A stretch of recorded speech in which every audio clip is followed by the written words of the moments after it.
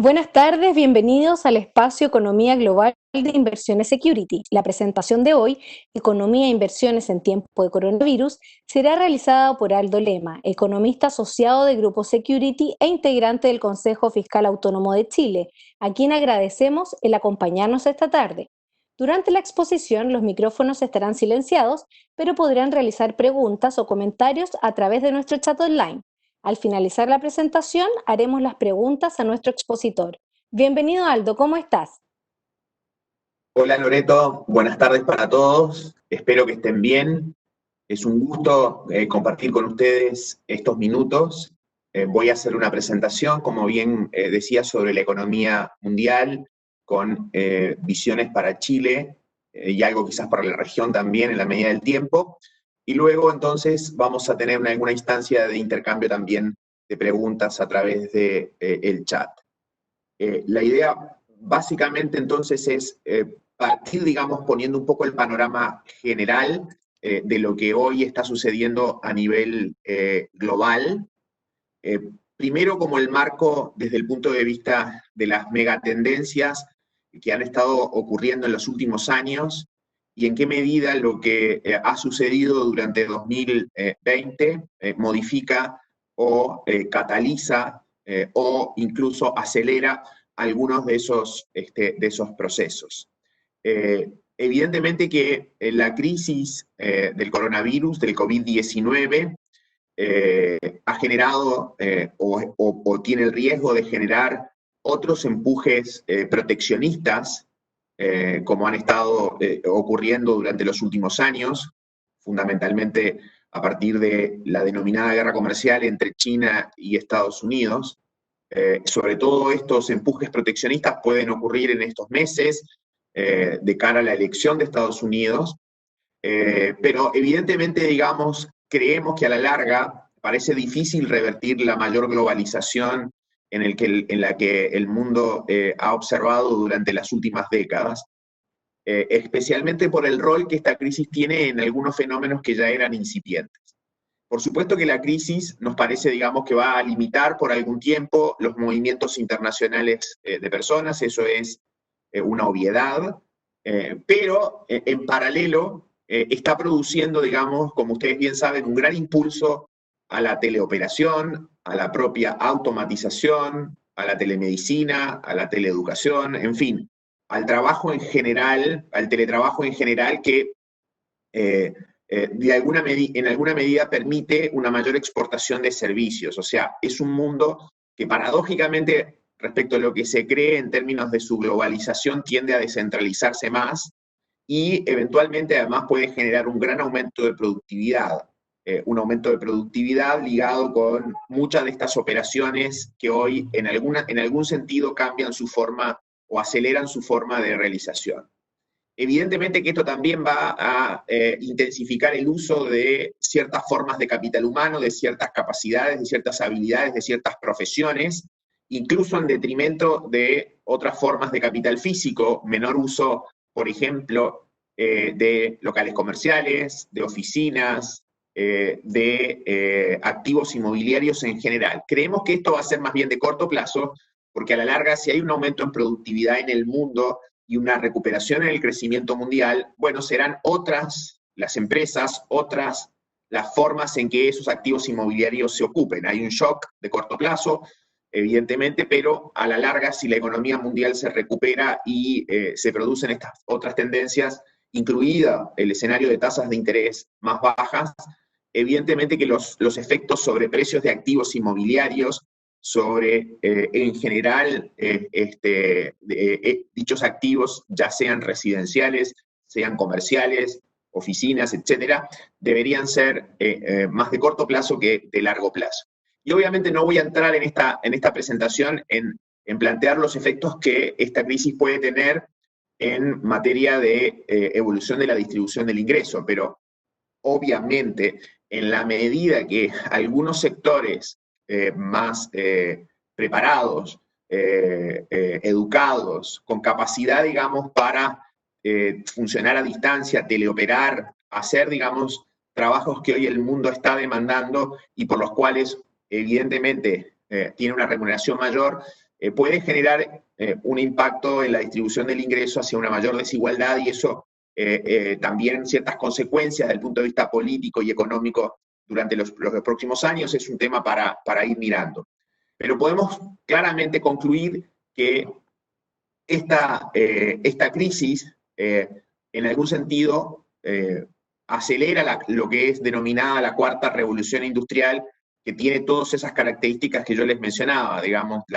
lo que le podríamos llamar el teletrabajo en general, pero hay otras dimensiones, evidentemente la inteligencia artificial, el uso de datos, big data, analytics, el robótica, digamos, hoy con una forma de funcionar de esos robots distinta a la que históricamente los robots funcionaron, con muchísima más autonomía, aprendiendo vía Internet de las cosas de su alrededor y en función de eso tomando decisiones, digamos, bastante más independientes de lo que eran en el pasado. O sea, claramente, y por eso lo estamos viendo desde el punto de vista accionario, las acciones que han subido en Estados Unidos o los mercados accionarios que han subido, en el fondo recogen justamente que esta crisis acelera esas tendencias que mencionábamos. Después, también hay tendencias más de corto plazo en materia económica, no tan de largo plazo, no asociadas a revoluciones industriales que ocurren cada muchas décadas, sino a lo que pasa en lo inmediato.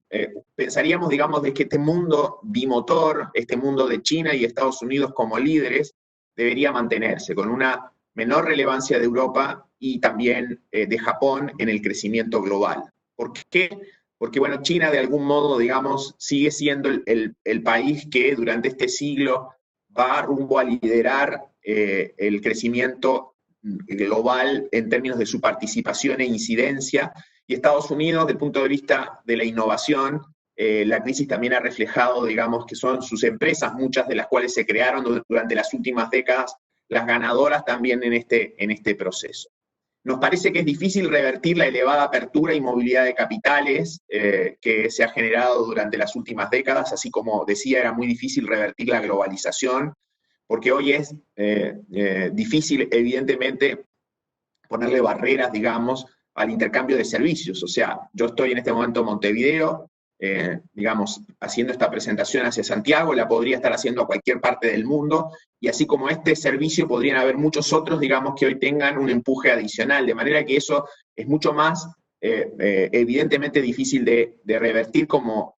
ocurrió a principios del siglo pasado, o más bien durante 1930 a 1970 en el mundo, donde las regiones se cerraron.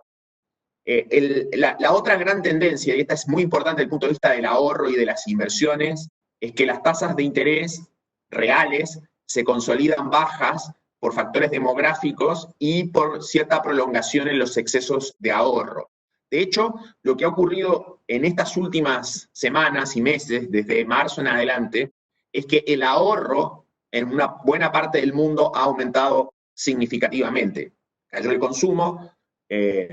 los ingresos también cayeron, pero la caída del consumo fue más significativa por la parálisis propiamente tal, por no poder, digamos, gastar en ciertos servicios o en ciertos bienes, y eso ha significado un aumento muy significativo del ahorro en Estados Unidos y en otros países, pero en Estados Unidos en particular, de donde las tasas de interés, digamos, son relevantes para nuestros países. Y eso, en el pasado, esa baja de tasas de interés reales, digamos, en el pasado, ha generado rotación en activos hacia otros, digamos, activos que eventualmente pueden ser los ganadores en la década que vienen. La caída en las tasas de interés reales ha ido acompañada también nuevamente de menor inflación. La menor inflación tiene que ver con la desaceleración de la economía, la recesión global, y al mismo tiempo con presiones contenidas, ya sea por factores coyunturales, mayor desempleo, salarios que se moderan, caída de precios de commodities, o algunos factores más estructurales ligados al buen manejo de los bancos centrales de la inflación. De manera que la combinación de tasas reales hoy negativas, extendidamente negativas, y la inflación muy contenida, da lugar, digamos, a tasas de interés nominales cercanas a cero por largo tiempo, y un déficit estructural de activos de bajo riesgo, o sea, todos en alguna medida con la crisis hemos de nuevo puesto la mirada en cuáles son aquellos activos de menor riesgo y hemos tratado, muchos inversionistas en el mundo, en el medio del pánico, de ir hacia esos activos y por lo tanto se ha exacerbado en algún sentido la demanda por esos activos de bajo riesgo. Esos factores que he mencionado previamente, todos han estado detrás de cierta rotación de las burbujas históricamente. Las burbujas o las inflaciones de activos han rotado durante las últimas décadas. La última en particular ha sido fundamentalmente para lo que se conocen como las FAANG, acciones de Estados Unidos que reúnen a Facebook, Apple, Amazon, Netflix, Google. Ahí ha habido un impulso significativo, digamos, porque ha sido una década favorable a Estados Unidos, favorable a estas empresas, que son las que catalizan la cuarta revolución industrial. Antes fueron los commodities en la primera década de los 2000, antes el Nasdaq, antes las acciones en Japón, durante los 80, en los 70 los commodities. La pregunta es, bueno, ¿estamos entrando en una nueva década después de una crisis como hemos entrado en todas las otras décadas también, que significaron o tuvieron crisis y salieron con tasas bajas en un mercado accionario en particular que va a tener un mejor desempeño durante los próximos años? Bueno, es probable que sí estemos, lo estamos viendo con las acciones tecnológicas reforzadas al alza, reforzando su tendencia al alza, pero también probablemente vamos a ver quizás una década mucho mejor para emergentes que tuvieron durante estos últimos 10 años un periodo que podríamos llamarle una década perdida en términos de sus valorizaciones. Y eso, evidentemente, es como el marco general que condiciona un poco nuestras decisiones de inversión para los próximos meses y fundamentalmente con una mirada más estructural también años. En este contexto, la economía mundial hoy, como ustedes pueden ver en ese gráfico que tiene una larga historia, es una larga historia porque hay 100 años, más de 100 años, desde principios del siglo XX, la economía mundial evidentemente está sufriendo una contracción aguda, pero transitoria. Transitoria sabemos que es porque en definitiva creemos, y hay análisis científicos que muestran que más allá de una segunda ola, en el caso del virus, que pueda eventualmente tener impacto en la actividad en algunas partes del planeta, a la larga este proceso debería, digamos, irse normalizando en términos de apertura de sectores en una nueva normalidad. Esa nueva normalidad obviamente va a tener muchas restricciones de viajes, restricciones desde el punto de vista del distanciamiento social, restricciones en términos de aglomeraciones, hasta que haya, digamos, obviamente un tratamiento antiviral, una vacuna que pudiera, digamos, limitar los impactos del virus. Eso no debería ocurrir antes, digamos, de mediados del año que viene. De manera que, evidentemente, es una nueva normalidad que, si bien afecta igual la actividad, esta debería rebotar. O sea, acá estamos viendo, digamos, que el crecimiento este año de la economía mundial se contrae significativamente, como han dicho muchos organismos multilaterales y también bancos de inversión. Probablemente el mundo va a sufrir una contracción del orden de 4 o 5%, que es la mayor desde la Segunda Guerra Mundial, sobre todo 1945 y 1946. En algún sentido se parece a ese fenómeno porque en la Segunda Guerra Mundial hubo una parálisis de la actividad económica y después una necesidad de ajustar los excesos que se habían producido, sobre todo en materia fiscal, inflacionaria y de deuda durante los años de la guerra, y evidentemente entonces repercutió en la salida de esa Segunda Guerra Mundial, en la salida, digamos, de ese periodo, y tuvimos de ahí en adelante un periodo de crecimiento relativamente largo. A diferencia de la crisis del 2008, que se ve ahí también, hoy no tenemos a los bancos afectados, no tenemos, digamos, una crisis financiera. Se temió que podía ocurrir eso, pero el buen manejo de los bancos centrales, de las autoridades de los gobiernos y también en parte la situación propia que tenían los bancos, que tienen los bancos, evitó, digamos, ese episodio. Más allá de los números puntuales, o sea, puede que el mundo caiga 3,5 y sea más atenuado el impacto, puede que sea 5, hay ahí más incertidumbre, obviamente. Lo importante es que se debería producir un rebote el próximo año. Parte de ese rebote, obviamente, está sujeto a un alto grado de incertidumbre. O sea, estos pronósticos hoy tienen un grado de incertidumbre inusual. Ese es un indicador que muestra, digamos, que deberíamos andar con cuidado y abrir paraguas respecto a las proyecciones, porque tenemos dos fenómenos, al menos, dos fenómenos en el mundo que son fenómenos bien difíciles de estimar. Esa incertidumbre se ve, obviamente, en la volatilidad que tenemos en los mercados accionarios. Este índice, que a veces ustedes han escuchado hablar de él, es el VIX, mide la volatilidad implícita en las acciones del Standard & Poor's de Estados Unidos, de la Bolsa de Estados Unidos. Como ustedes ven, ha estado en niveles en las últimas semanas y meses, desde marzo, muy por encima del promedio histórico. Y eso evidentemente refleja un poco dudas, incertidumbre, escepticismo respecto a cómo va a ser la recuperación, en qué medida la recuperación se va a consolidar. Ahora, eso es lo que solemos ver y por eso les puse una larga historia, una historia que viene desde 1985, 86, sobre la volatilidad de las acciones en Estados Unidos y sobre todo a la salida de las crisis. Como ustedes pueden ver, lo blanco ahí, los espacios en blanco son periodos de crisis. Las hubo, digamos, en el 87, cuando el lunes negro, la hubo a principios de los 90, y después hubo dos periodos significativos de crisis en torno a lo que ocurrió con la caída de las empresas tecnológicas en el 2000, luego el atentado, estamos en Estados Unidos, al World Trade Center, y finalmente los escándalos contables del 2002, y la crisis financiera del 2008-2009. Y como ustedes ven, a la salida de esas crisis, por ejemplo acá, a la salida de la crisis del 2002, donde se habían producido los escándalos contables, siempre esas salidas son con alta volatilidad. También a la salida de la crisis financiera hay alta volatilidad y ahora estamos viendo alta volatilidad. Eso me recuerda a una frase de John Templeton, el famoso inversionista americano, que dice que los bull markets, los mercados alcistas, accionarios, nacen en el pánico, crecen en el escepticismo, maduran en el optimismo y mueren en la euforia.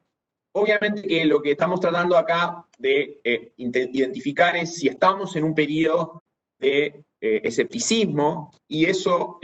lo refleja bien la volatilidad implícita en las acciones.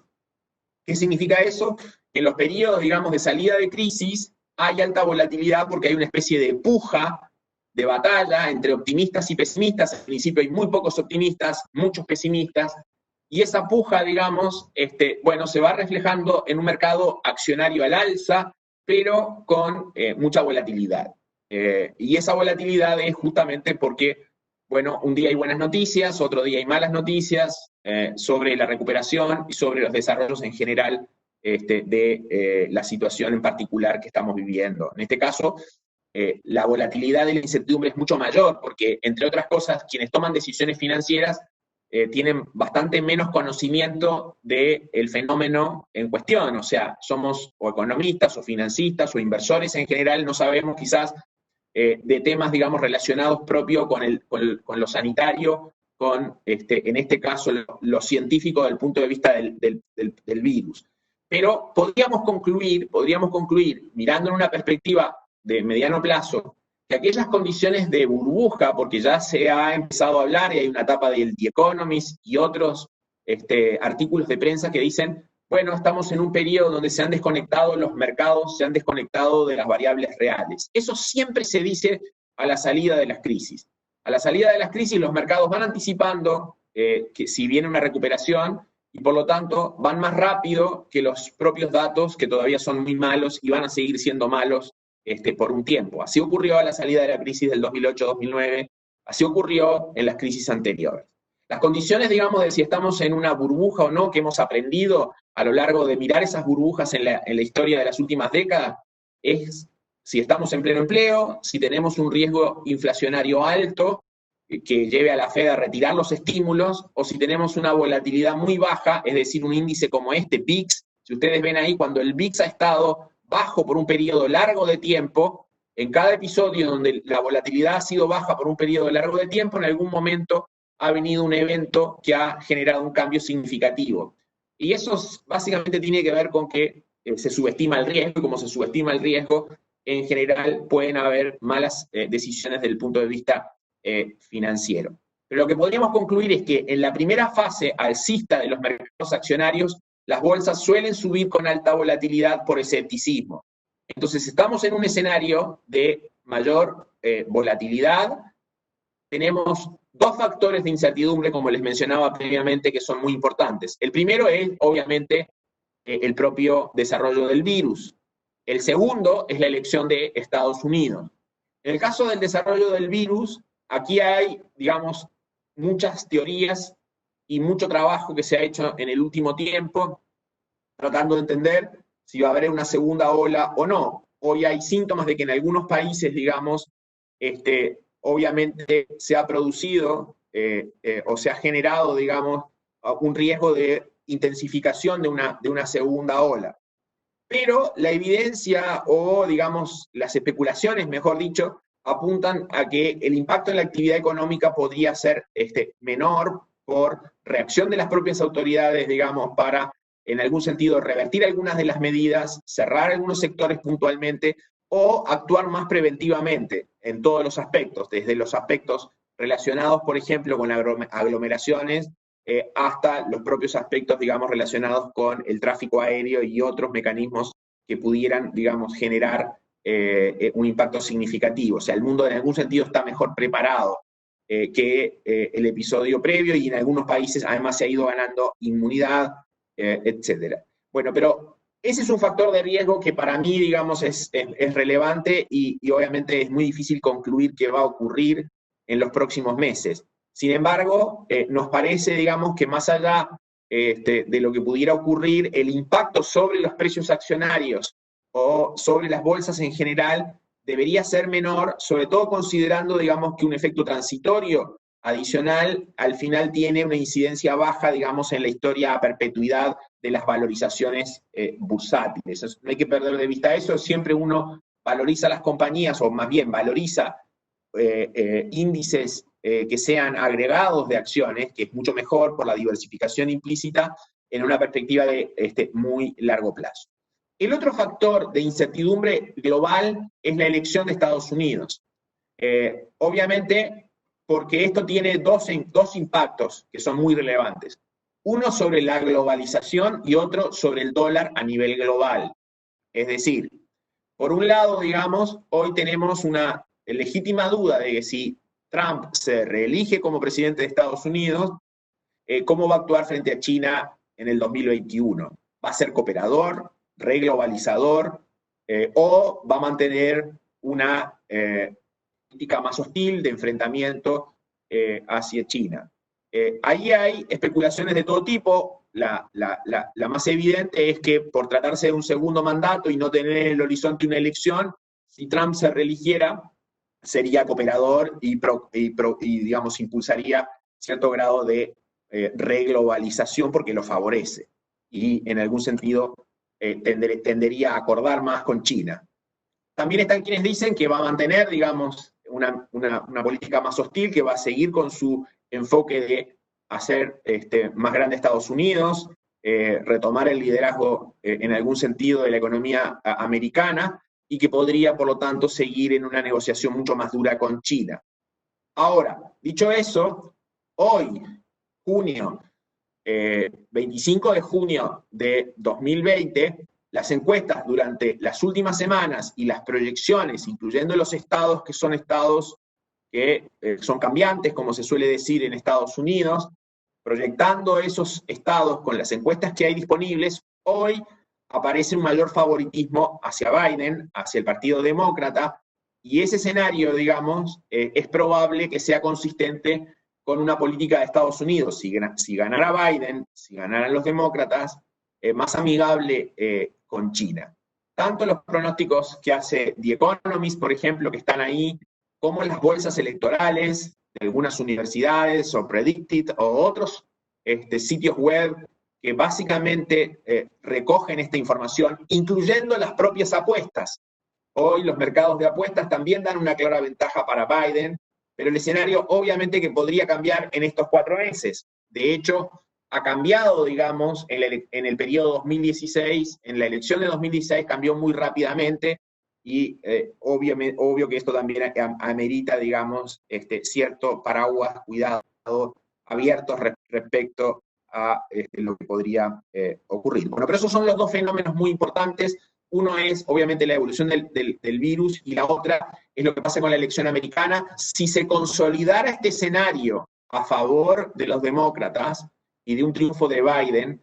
podría ser consistente ese escenario con una reglobalización, una política más cooperadora con China y un debilitamiento global del dólar más significativo. O sea, en general, los demócratas, cuando heredan déficits fiscales altos, así le ocurrió a Clinton en el 93 y así le ocurrió a Obama en el 2009, suelen tener políticas desde el punto de vista fiscales de consolidación, de reducción del déficit,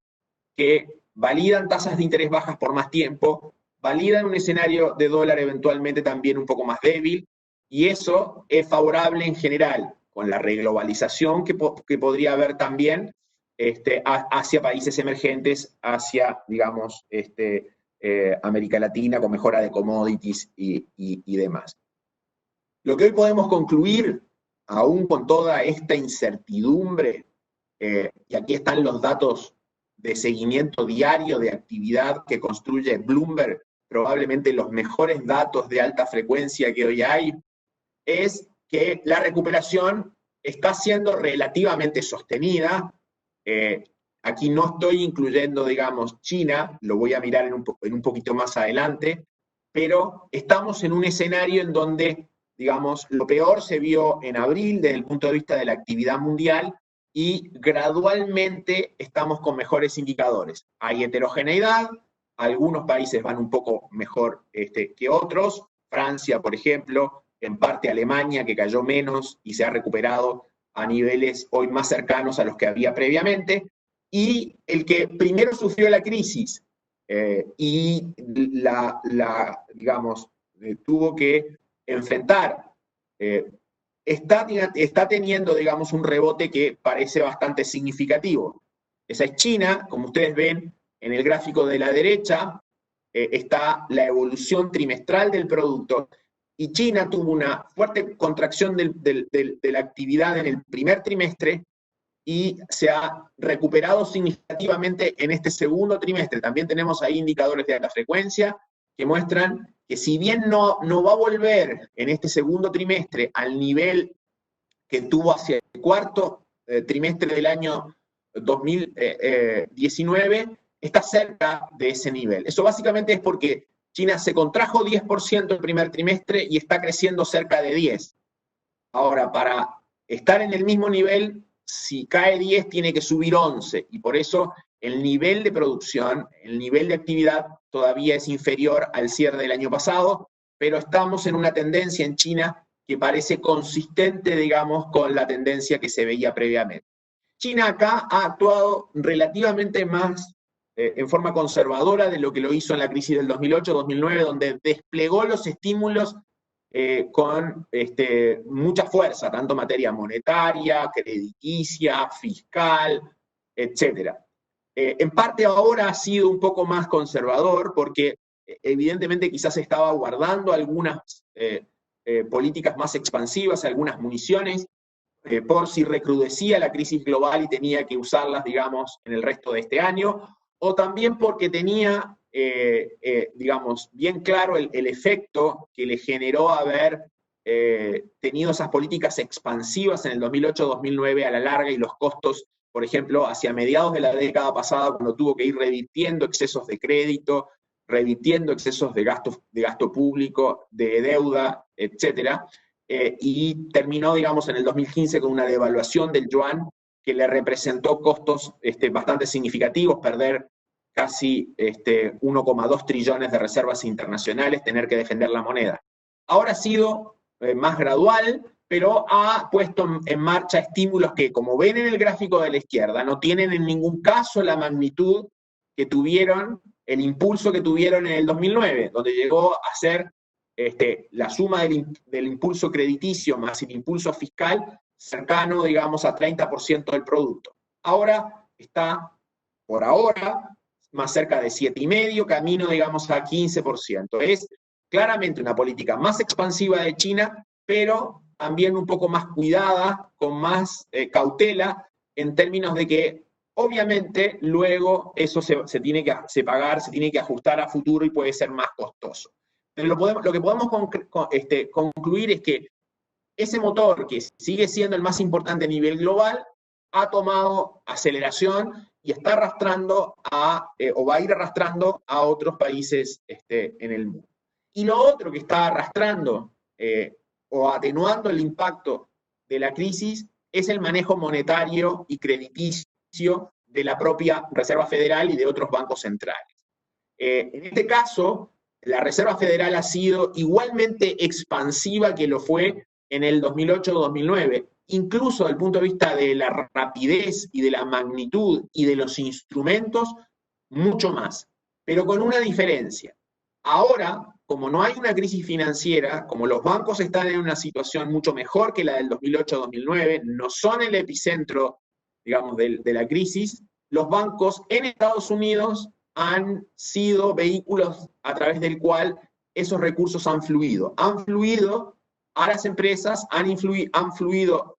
a las personas, y tenemos, por lo tanto, un crecimiento del M2. El M2 es un agregado monetario, simplemente no tienen por qué tener el detalle de qué se trata, pero es la contrapartida al final de que la aceleración en los depósitos en el sistema bancario de Estados Unidos tiene como contrapartida la necesidad de los bancos de prestar esos recursos. Y como ven, la línea azul, en este caso, ha sido mucho más empinada que lo que fue en la crisis financiera del 2008-2009. Es decir, ha habido menores restricciones de liquidez y de crédito que en otras crisis, y eso tiene un impacto favorable, y por eso los precios de los activos se han recuperado también bastante más rápidamente de lo que fueron antes. Por supuesto que esto no alcanza, es condición necesaria, pero no es suficiente, es condicional al manejo sanitario. Pero lo que sí es cierto es que los bancos centrales, la Reserva Federal le ha puesto un piso a los activos y ha evitado que lo que era una crisis de paralización de actividades, una crisis económica originada en un shock de oferta, ligado obviamente al coronavirus, se transformara en una crisis financiera. En ese sentido, lo que hemos visto durante estos 3 meses ha sido positivo y un riesgo muy atenuado por el manejo de la Reserva Federal. Entonces,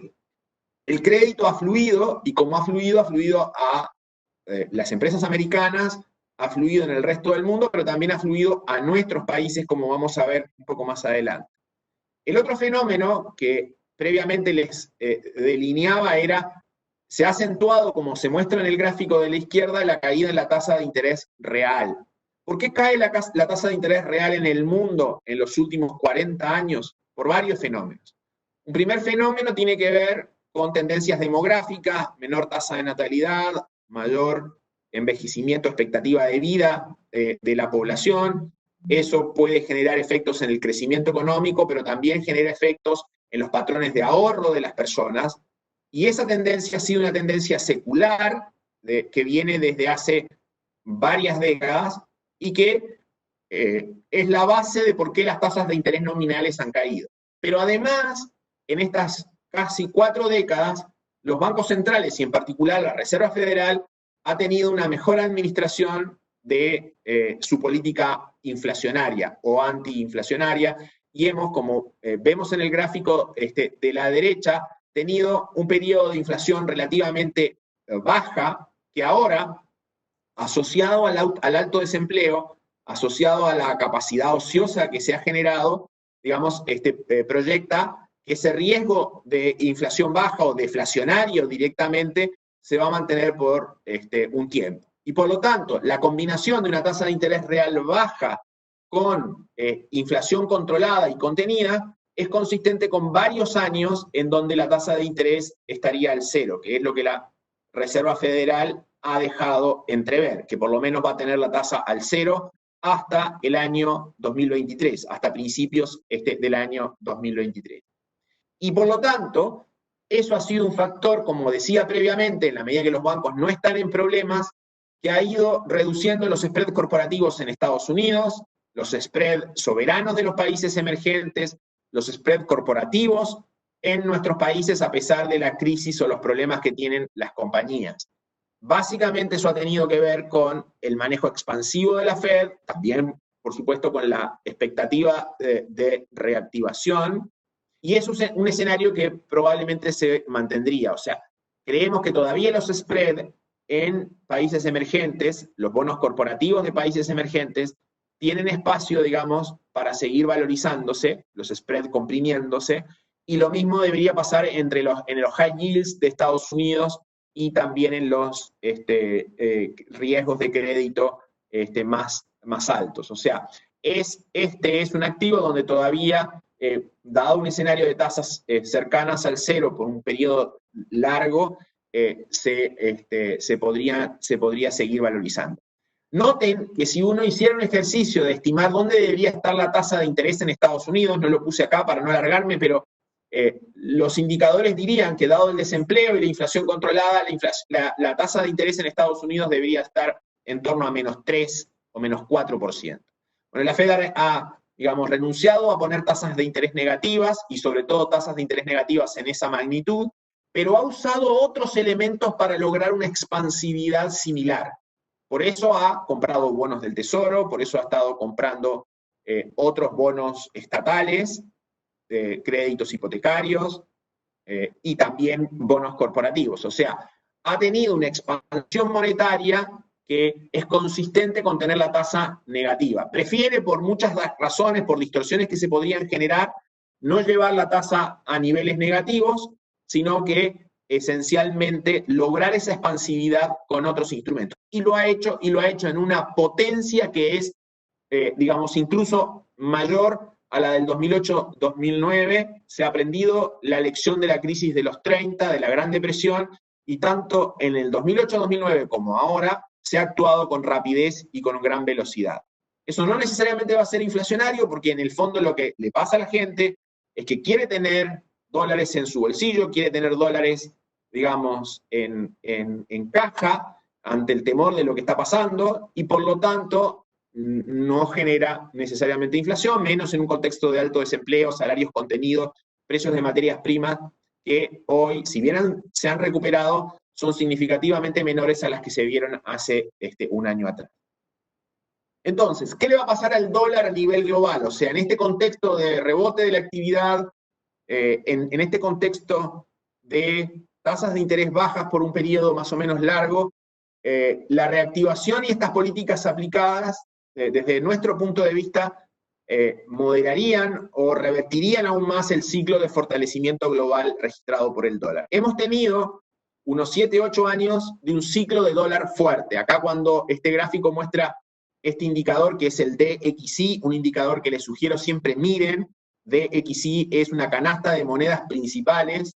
frente al dólar, y parte de nuestros problemas a veces, de nuestro escenario adverso, tiene que ver cuando el dólar globalmente se fortalece. Así fue hacia la crisis asiática, finales de la década de los 90 y principios de los 2000, en donde el dólar tuvo un periodo relativamente largo de fortalecimiento que terminó desnudando problemas en muchas economías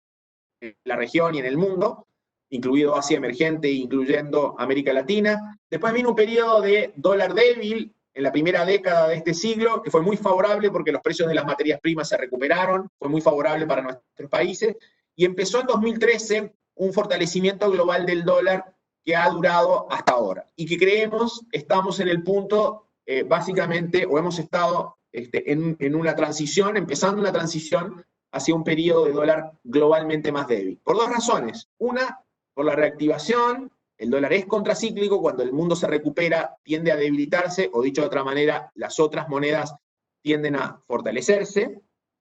Chile puede tener una realidad particular, después lo vamos a ver, pero en términos generales esa tendencia puede ser muy relevante en los próximos años. Y lo segundo es que, por supuesto, también tenemos un contexto, además de políticas muy expansivas en Estados Unidos, que también juega en la misma dirección. Y cuando el dólar se debilita, acá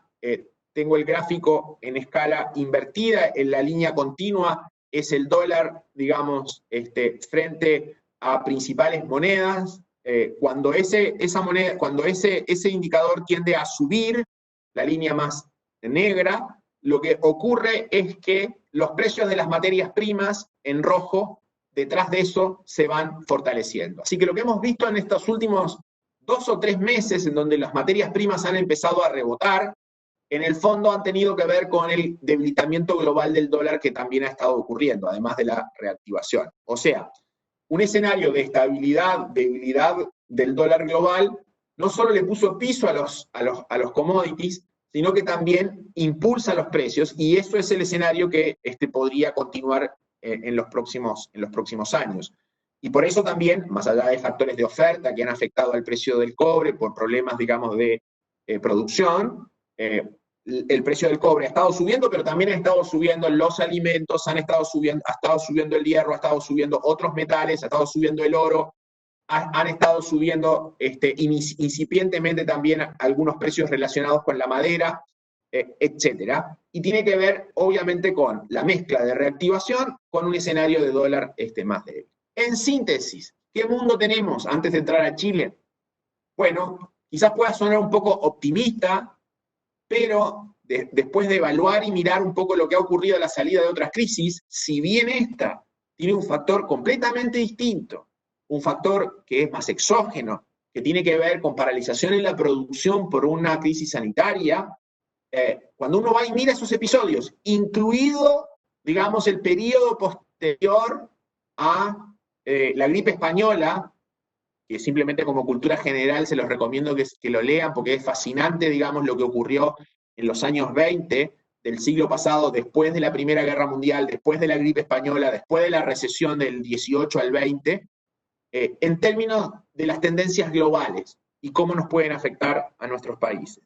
Uno podría esperar cierto rebote del crecimiento mundial, hay dudas en qué magnitud, si es mayor o menor, pero básicamente parecería concluirse que este mundo bimotor de China y Estados Unidos no va a cambiar mucho. O sea, China sigue siendo un poco la fábrica del mundo, Estados Unidos sigue siendo el gran innovador, y lo que ha pasado recientemente parece confirmarlo. Está la elección americana como factor importante para delinear un poco las futuras relaciones entre ambos, y ahí uno podría asignar una probabilidad relativamente alta que es, o si ganan los demócratas va a ser una relación más amigable, o si ganara Trump hay que darle cierta chance, cierta probabilidad a que Trump en un segundo periodo gobierne más para la historia, no para la elección que viene, porque no puede volver a ser candidato, y por lo tanto, eventualmente esa relación sea un poquitito menos hostil y más globalizadora de lo que ha sido hasta ahora. Lo segundo que ya les dije era tasas de interés bajas por un tiempo largo, un problema para los ahorristas, porque en definitiva hoy las tasas están básicamente al cero, están al cero en el mundo, están a cero prácticamente en Chile, digamos, los fondos mutuos y los depósitos en esencia, digamos, no tienen interés, y eso, en la renta fija, por supuesto, y eso obviamente que condiciona un poco nuestras decisiones de inversión. Es probable que tengamos un periodo de dólar globalmente menos fuerte que el último quinquenio, como les decía, por este fenómeno contracíclico que tiene el dólar, cierta recuperación de materias primas y un retorno de los flujos de capitales muy gradual hacia países emergentes. Hoy los activos emergentes están muy baratos después de una década perdida. En general, en Asia emergente incluido, tenemos precios de acciones que son los mismos que se veían a finales de la década anterior, o sea, hacia 2007, 2008. Entonces, el escenario que uno podría pensar es que no se van a repetir, digamos, desde 2021 condiciones extrarregionales, digamos, es decir, fuera de la región, del mundo, ya sea Estados Unidos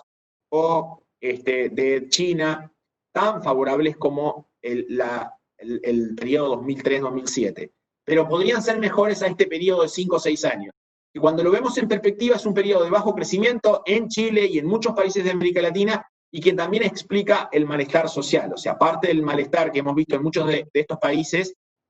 tiene que ver con que la economía creció muy poco durante varios años, creció muy poco desde el 2014 o 2015 en adelante. El escenario, como decía, digamos, desde el punto de vista de los spread ahora, llevado esto a los spread corporativos, al financiamiento de nuestras empresas y de las personas, evidentemente que también mantendría la tendencia a la baja. Si bien ahí el spread, digamos, de financiamiento suele aumentar en las crisis para toda América Latina, este es el CEMBI, el Corporate MBI, o sea, el costo de financiamiento de las empresas en América Latina, subió en las crisis anteriores significativamente, ahora ha caído mucho más rápido. A pesar de que hay problemas en empresas, a pesar de que están aquellas que algunas se han tenido que acoger a Chapter 11, a pesar de los riesgos de default, la liquidez ha fluido tan rápidamente desde Estados Unidos y los bancos han tenido, digamos, una posición mejor para transmitirla, que el efecto en caída de spread debería continuar. O sea, los bonos corporativos de América Latina deberían seguir valorizándose. Y ahí tenemos, digamos, una de nuestras recomendaciones más emblemáticas, o sea, fondos de bonos corporativos en dólares diversificados en América Latina parecen todavía atractivos, en emergentes en general parecen atractivos también, y como vamos a ver un poquito más adelante, también parecen atractivos esos fondos en Chile. Donde, desde el punto de vista de la actividad, obviamente que no les voy a decir yo, digamos, qué está pasando ni qué va a pasar con precisión, porque hay evidentemente también en el mundo, no solo, digamos, en el mundo está la incertidumbre respecto a la duración del impacto del virus y las cuarentenas, sino que en Chile está exacerbado, como está exacerbado en otros países de la región. Y por lo tanto acá, digamos, lo que está puesto es básicamente las proyecciones que tiene el Banco Central, que me parecen reflejan bastante razonable el escenario más probable, o sea, una caída del producto entre 5,5 este año y 7,5 puede ser mayor y puede acercarse a 10, es dependiente eso de la duración de las cuarentenas y todavía, si bien la curva se ha empezado a aplanar en Chile en estos últimos días, hay señales un poco mejores, porque el nivel de contagiados se ha tendido a estabilizar sobre un nivel total que ha seguido aumentando, y por lo tanto la tasa de contagio es probablemente menor hoy, digamos, de lo que era hace algunas semanas atrás. Todavía el riesgo de saturación del sistema está, y evidentemente, digamos, las aprehensiones de las autoridades como para reabrir sectores y actividades puede ser mayor, digamos, ante el evento anterior, digamos, de que al intentar reabrir los contagios aumentaron en forma muy, muy significativa. Pero yo diría que esto, sobre todo lo que pasa en la actividad, si los IMASEC que vienen, digamos, están más cerca de 15% de caída o de 20%, es un escenario que, al punto de vista de los precios de los activos, me parece, digamos, que tiene un efecto menor, que está bastante internalizado, y que ese escenario está bastante internalizado, digamos, en los precios de los activos y también en la evolución de las tasas de interés, incluido además el tipo de cambio. Lo que también podemos concluir para Chile, que es un fenómeno que estamos viendo hoy en muchos países del mundo, es que no hay un riesgo inflacionario y no debería haberlo, ni en el corto plazo, donde los IPC, las inflaciones van a estar en torno a cero, ni tampoco en un escenario un poco más largo del 2021, por ejemplo, donde todavía el Banco Central y también en el equipo de estudios del grupo Security vemos que las inflaciones estarían, digamos, por debajo de la meta de 3% al menos en los próximos 18 meses. O sea, eso también pone un factor de presión sobre cómo invertir las carteras de nuestros ahorros, porque obviamente tenemos tasa prácticamente en cero, inflaciones también al cero, de manera que tampoco la UEF parece ser, digamos, un instrumento lo suficientemente atractivo, y además no vemos que las tasas fueran a subir en el corto plazo, como para que se abran o se reabran, mejor dicho, oportunidades. Eso es lo que tiende a decir también un poco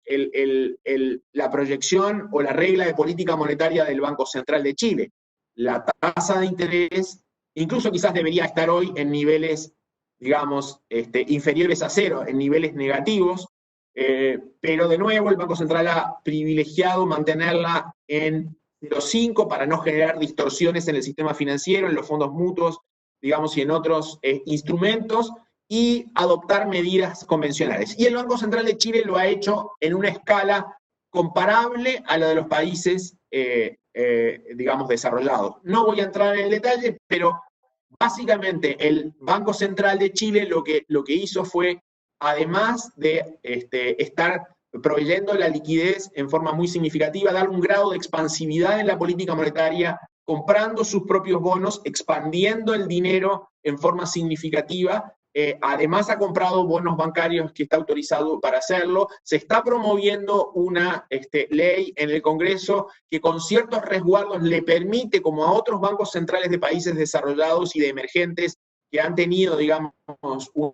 que han tenido un buen manejo del punto de vista monetario, también comprar bonos del gobierno con el único objetivo no de financiar al gobierno, sino de darle mayor expansividad a la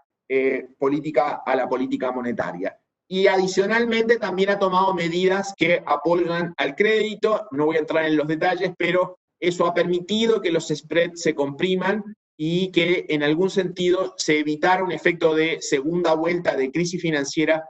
más significativa por la paralización de las actividades y por el impacto en el sistema de pago. Lo concreto acá es que probablemente vamos a tener la tasa de política monetaria por un periodo prolongado, digamos cercano al cero. Ese periodo prolongado quizás sean 2 o 3 años, y parte de eso se ha reflejado en las tasas de largo plazo. Las tasas de largo plazo, por ejemplo, en los papeles de 10 años en pesos, hoy han estado cerca de 2%, o han caído a niveles cercanos a 2%, y eso refleja que casi no hay grandes oportunidades en materia de renta fija soberana, local, de bonos estatales, por lo que mencionaba previamente. No hay inflación, las tasas están muy bajas en el corto plazo y no parece, digamos, que pudieran ya caer mucho más. De manera que las oportunidades están más relacionadas, como vamos a ver un poquito más adelante, en los bonos corporativos que ya mencionaba. ¿Cuál es hoy, digamos, en este nivel de incertidumbre, de nuevo, que hay que ser cuidadosos, dado estos supuestos del Banco Central de caída del producto, de ajuste del gasto, de recuperación del precio del cobre, de dólar un poquito más débil a nivel global? ¿Cuál sería, digamos, el nivel de equilibrio para el tipo de cambio? En Chile está en torno a los 800 pesos, o sea, con cierto escenario, digamos, de riesgo de caída entrando el año 2021, básicamente asociado al comportamiento global de la divisa. Hoy la depreciación que ha tenido el peso, adicional a la que había tenido ya a finales del año pasado, cuando se produjo, digamos, el estallido social y la crisis política, básicamente se justifica esta depreciación por la recesión y el ajuste del gasto interno que, digamos, validan esa alza del dólar sin presiones inflacionarias. Ahora, los fundamentos, tanto externos, quizás también internos en términos de la recuperación, como el propio Banco Central proyecta, hacia 2021, validan de una apreciación del peso. Esto es una caída del dólar, digamos, en el futuro. Ese es un escenario relativamente más probable. Aun cuando hay incertidumbres en el mundo, hay incertidumbres sobre la elección de Estados Unidos, y hay incertidumbre también desde el punto de vista de los desarrollos políticos en Chile, que eventualmente podrían, evidentemente, ponerle presión, digamos, al alza en el dólar, sobre todo entrando en un ciclo tanto electoral como incluso, digamos, si en algún momento se confirma y se materializa el proceso de reforma constitucional. Entonces, en la renta fija, como para cerrar este capítulo, tanto local como internacional, les decía que las mejores oportunidades están en bonos corporativos y en otros créditos. Todavía los spreads en Chile son spread altos y por lo tanto, más allá de recomendar empresas específicas en las cuales uno, digamos, invertir, de nuevo el consejo tiene que ver más con ir a fondos que recojan, digamos, el mercado en su conjunto, que estén diversificados, que tengan los instrumentos en forma, digamos, bien atomizada, de manera de que si hubiera un impacto sobre alguna empresa en particular, ese impacto de default o de problemas de crédito no afectara necesariamente al resto, sino que fuera más bien acotado. De manera que ese es el panorama en este sentido. Para cerrar un poco con la visión y ya terminar con las bolsas, como ustedes ven en este gráfico, la bolsa de Chile, a pesar de los problemas internos que ha habido y demás, ha seguido cercana, digamos, al comportamiento que tienen sus pares, sobre todo desde finales del año pasado, donde se reacopló a los pares. Acá los pares los definimos en términos de América Latina y también Asia emergente. Aquí lo puse fundamentalmente respecto a América Latina, pero si uno hace el ejercicio con Asia, digamos, incluso ese ejercicio con Asia aparece, digamos, Chile también recibiendo el efecto o moviéndose parecido, digamos, a cómo se mueve, Asia. Cuando lo ponga luego, digamos, a las diapositivas para compartirlas, les voy a incluir ese otro gráfico también con Asia. Lo concreto es que Chile ha tenido un reacoplamiento en algún sentido a los activos, al comportamiento de los activos de América Latina, pero también es cierto que desde marzo en adelante su recuperación, a pesar de todos los problemas, ha sido un poco mejor y ahí se ve al final, digamos, como de nuevo hay cierto desacople en el comportamiento de Chile. Chile hoy, en términos de las valorizaciones accionarias, el premio por riesgo que hay implícito en la bolsa, es decir, en el mercado en su conjunto, para definir si la bolsa está cara o está barata, hoy el IPSA se ve tan barato como en 2008, según el Equity Risk Premium, el premio por riesgo implícito en las acciones. Sobre todo en comparación con los bonos del gobierno. Hoy los bonos del gobierno, como ustedes ven ahí, el costo de capital es igual al premio por riesgo de tener acciones, básicamente porque las tasas de gobierno están en torno a cero o levemente negativas. De manera que en este escenario global que vemos un poco más favorable para emergentes, para Asia emergente, para Chile, para América Latina, gradualmente más favorable, obviamente que Chile se puede ver favorecido y acompañando, digamos, esas tendencias. Si hay aprensiones, si en general uno tiene dudas respecto a cómo lo político, cómo la incertidumbre del punto de vista tanto electoral como política puede afectar el comportamiento de los activos en Chile, bueno, podría confiar en ese escenario externo un poco más favorable y en algún sentido canalizar sus inversiones en renta variable con un sesgo más hacia emergente, por ejemplo, incluso algo hacia América Latina y un poco menos hacia Chile si tuviera, digamos, mayores aprensiones. Pero uno esperaría, digamos, de que si el clima general global se va mejorando, se va recuperando, ese efecto se empiece a ver también en Chile, no solo en Asia emergente, donde ya se ha ido viendo, y en América Latina, sino también un poco confirmando esta tendencia que vimos de los últimos meses. Tengan presente siempre, digamos, que las acciones y el equity en general, al final tiene, digamos, o recoge el comportamiento de un año como una alícuota pequeña respecto al comportamiento a perpetuidad de las empresas en su conjunto. Y esa es nuestra recomendación, o sea, más allá, digamos, de empresas específicas, eso después lo pueden ver, digamos, con el área de estudios de inversiones security, pero nuestra recomendación más bien es hacia el activo en su conjunto, y el activo en su conjunto, diversificado y demás, hoy, tanto en países emergentes, se ve muy barato. En el caso de Chile, digamos, una perspectiva más de la parte política, llama bastante la atención que pese a los acontecimientos de los últimos meses, las preferencias políticas sigan relativamente estables. Quizás estas preferencias no están medidas, pero si ustedes miran, no están bien medidas, pero si ustedes miran un poco la foto de septiembre de 2019,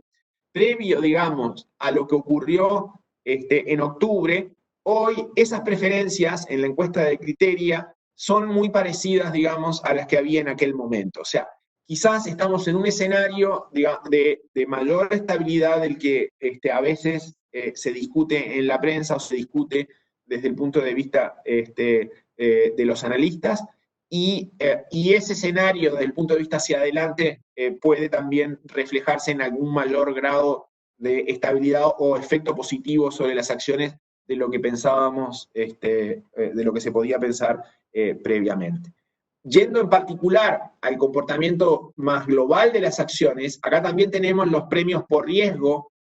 ya sea, digamos, como se ve en el gráfico de la derecha, de el mundo, que es la línea negra continua, y por un lado tenemos el premio por riesgo en las acciones excluyendo a Estados Unidos, y lo verde que es Estados Unidos. Y esos premios por riesgo, a pesar de las correcciones digamos, y las alzas que han habido recientemente en los mercados accionarios, todavía se mantienen en valores relativamente atractivos en una perspectiva histórica. De nuevo, versus la renta fija. Es decir, tenemos un escenario de tasas global bajas por un tiempo largo, y por lo tanto eso amerita que nuestros portafolios vayan agregando un poco más de renta variable. Están más baratas las acciones o los mercados emergentes, probablemente deberíamos ir ahí con diversificación. Y también estamos en un escenario en donde otros activos, como los bonos corporativos, incluso, digamos, aquellos activos menos líquidos que han sido castigados en el último tiempo, lo inmobiliario, real estate, etcétera, commodities mismos, tengan hoy un interés mayor, digamos, dado el escenario de liquidez, de tasas bajas, de mayor ahorro, etcétera, que se ve a nivel mundial. Vean en particular, además, de que a pesar de las alzas recientes en las acciones, hay dos tendencias muy claras. Del lado izquierdo, ¿no?, todavía hay un altísimo nivel de cash, digamos, en los inversionistas, tanto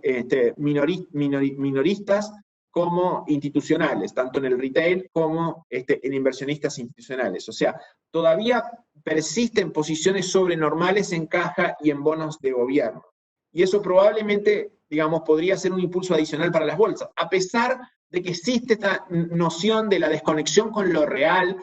una desconexión con lo que está pasando en la actividad económica. Pero les vuelvo a repetir un poco esa frase de John Templeton. La frase de John Templeton al final decía que, digamos, los mercados alcistas nacen en el pánico, empiezan a crecer en el escepticismo, que pueden haber sido estos 3 meses que tuvimos. El nacimiento en el pánico fue probablemente hacia, digamos, la tercera, cuarta semana de marzo. Luego, digamos, crecen en el escepticismo, maduran en el optimismo y mueren en la euforia. Y los indicadores de la euforia es el desempleo bajo por un tiempo largo, el riesgo de inflación, el riesgo de que la tasa de interés de la Fed suba significativamente. Y parece que esos factores están un poco alejados en el tiempo. Y por lo tanto, en este ciclo nuevo, más global, que podría estar empezando, hay que ser probablemente, desde el punto de vista de las inversiones, digamos, un poco más jugados hacia activos con más riesgo, diversificados, globalmente diversificados, para atenuar y aprovechar, digamos, el impacto de las tasas tan bajas. Cierro aquí, no me quiero exceder, digamos, de la hora que más o menos habíamos contemplado. Si hay preguntas, las vamos recibiendo, y eventualmente tenemos algunos minutos más para abordarlas. Así es, Aldo. Muchas gracias por esta completa presentación. La verdad es que tenemos varias preguntas y una de ellas es: en Chile la pandemia es parte del problema, las demandas sociales aumentan el riesgo. En ese escenario, superados los efectos de la pandemia, ¿cuáles, a su juicio, serían los activos de bajo riesgo? Bueno, esa es una pregunta que es muy relevante, porque es un riesgo adicional que yo mencioné al pasar, pero que puede estar perfectamente una vez que la pandemia se vaya moderando, que reemerjan los problemas desde el punto de vista político, sociales, tan intensos como el año pasado. El escenario básico yo creo que es menos probable de que eso ocurra, o si ocurre con una intensidad bastante menor. el episodio, digamos, de la década de los 20 en el mundo, en Estados Unidos y demás, muestra que después de la pandemia, y después de la pandemia en aquel caso, que era la gripe española, las sociedades básicamente estaban mucho más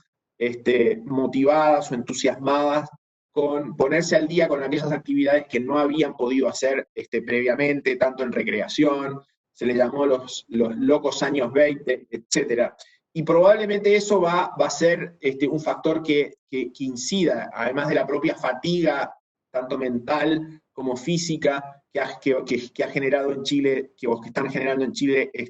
las cuarentenas. Los activos de bajo riesgo, en ese contexto, ¿ah? Obviamente que ahí los activos de bajo riesgo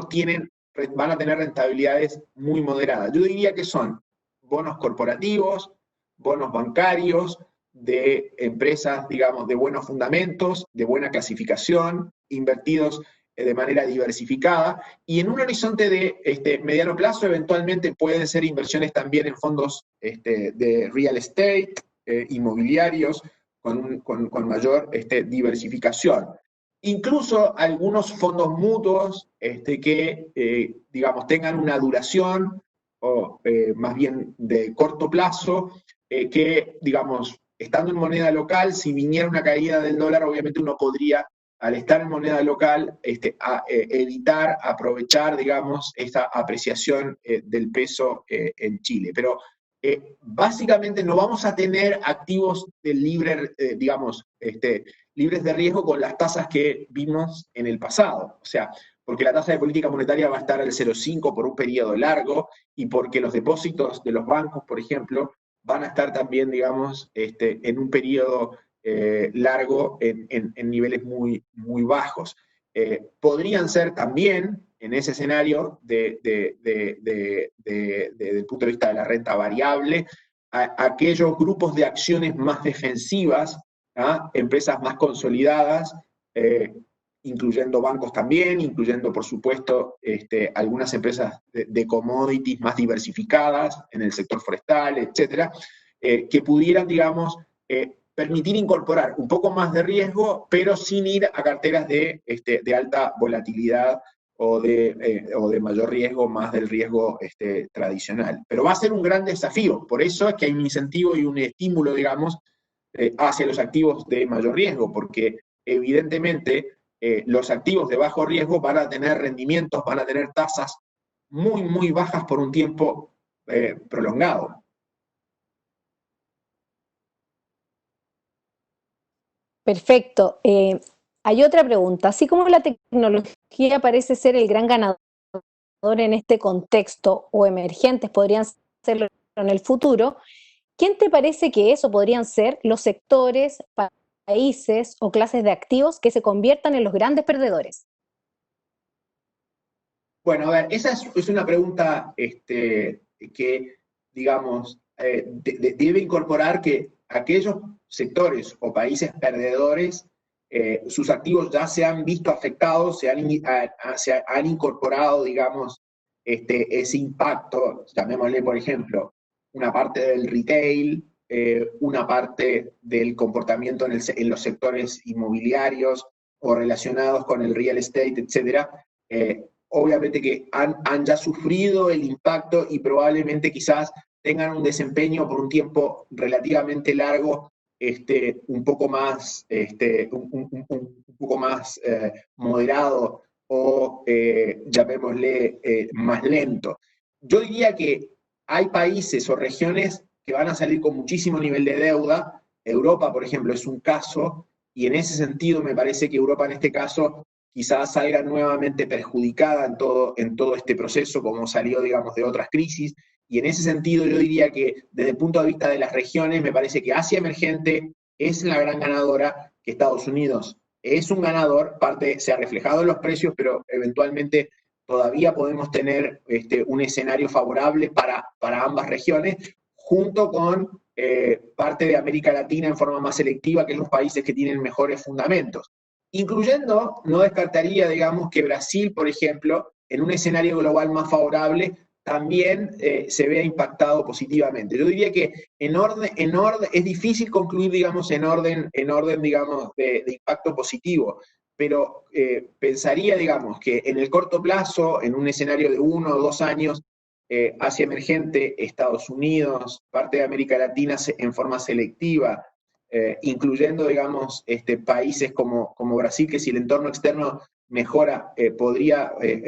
verse favorecido. Esa sería la conclusión desde el punto de vista más regional. Desde el punto de vista sectorial, de aquellos perdedores, digamos, me parece que podrían ser, pero hay que ver, digamos, bien las valorizaciones, si ya no lo recogen, lo inmobiliario, lo residencial en el corto plazo, el efecto que puede tener, digamos, en sectores como el propio transporte, también en parte está reflejado en sus valorizaciones, pero yo concluiría, digamos, que si se produce el rebote y tenemos, digamos, estas condiciones financieras tan expansivas, mirada en una perspectiva de largo plazo, al final la cuarta revolución industrial, si bien genera sectores ganadores y sectores perdedores, desde el punto de vista más general es positivo. O sea, las otras revoluciones industriales, la primera, la segunda y la tercera que la vivimos en los 90, generó impactos positivos para el mercado en su conjunto y a la larga, digamos, los índices más globales, más generales, se vieron muy beneficiados por eso.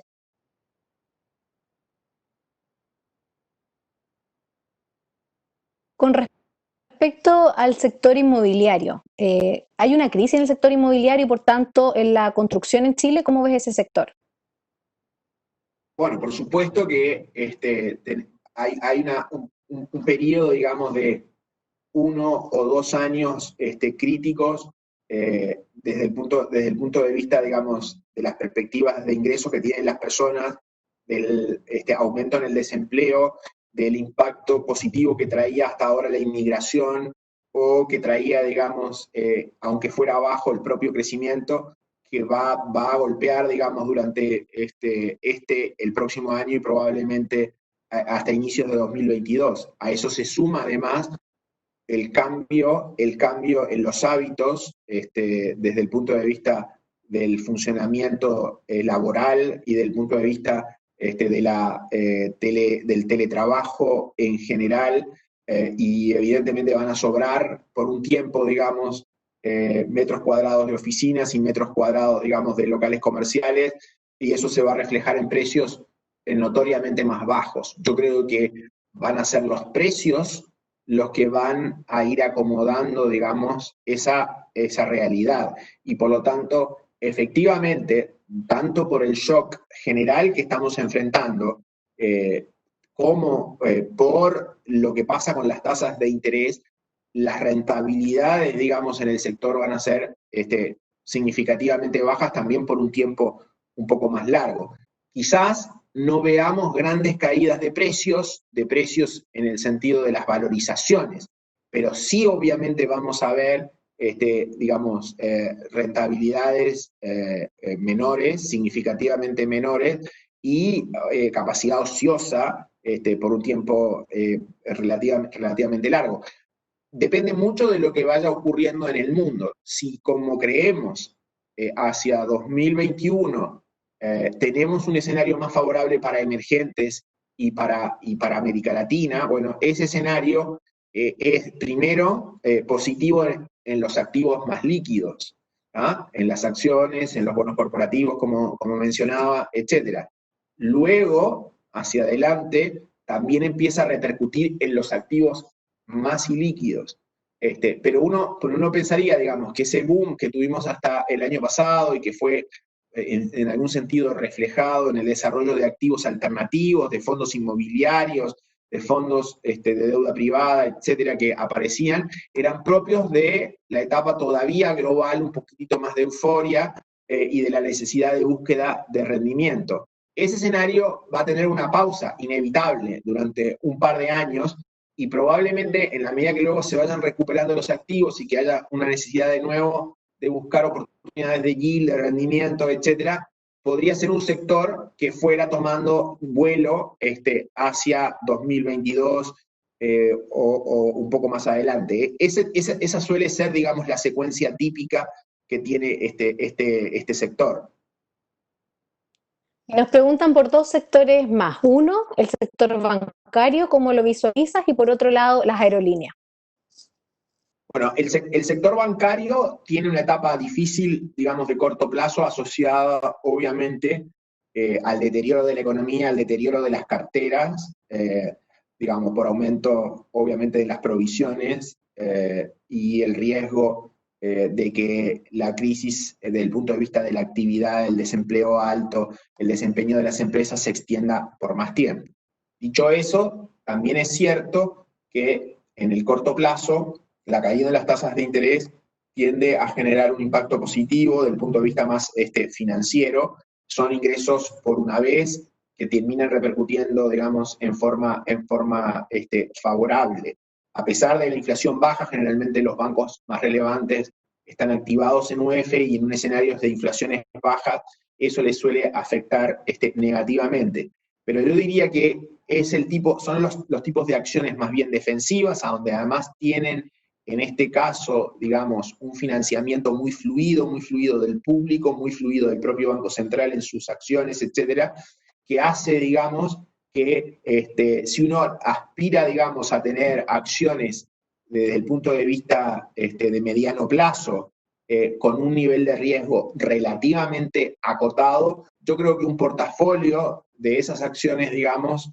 bancarias puede ser relativamente atractivo en una perspectiva de largo plazo con un nivel de riesgo relativamente también bajo. Estoy pensando más que en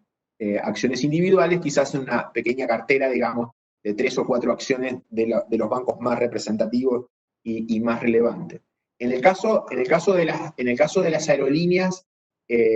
a ver, la situación es muy compleja porque ahí hay una enorme duda de cómo va a ser la reapertura en los próximos meses y sobre todo cómo va a ser en América Latina. América Latina viene rezagada respecto al resto de los países y sus problemas, digamos, en términos del manejo del virus, sobre todo en la parte de las fronteras, puede extenderse por un tiempo un poco más largo, digamos, de lo que ha ocurrido en Europa, donde el verano mismo o en Estados Unidos ha ayudado, digamos, a la reapertura y hay gradualmente, por necesidades del turismo o por necesidades del punto de vista de las actividades, una propensión, digamos, a ir reabriendo las fronteras con muchos controles en forma un poco más rápida. Por lo tanto, las aerolíneas en la región, evidentemente me parece que el panorama lo tienen complicado por un tiempo un poco más largo. Yo creo que en ese sentido, por ahora, digamos, en ese sector yo sería, desde el punto de vista de las inversiones, todavía cauteloso y esperaría. Me parece que no es, dadas las otras oportunidades que hay, un sector, digamos, como para privilegiar en lo inmediato. Potencialmente puede serlo más en el futuro, creo que es mejor esperar. Perfecto. Aldo, bueno, en honor al tiempo, nos hemos pasado un poquito, no alcanzamos a responder todas las preguntas, pero queremos darte las gracias por tu presentación, por responder, ¿no es cierto?, todas las preguntas. Te dejamos invitado para también próximos encuentros. Nos encantaría seguir contando contigo. Muchas Y gracias. obviamente también queremos agradecer, Aldo, a todos nuestros clientes. Primero por la confianza en Inversiones Security y también por la preferencia en todos nuestros productos y servicios. Así que nos empezamos a despedir. Les enviaremos la presentación que Aldo gentilmente nos va a compartir y también les haremos llegar una breve encuesta que les agradecemos responder para ver qué otros temas son de interés para futuros webinars. Que tengan muy buenas tardes y muy buenas tardes, Aldo. Buenas tardes, cuídense.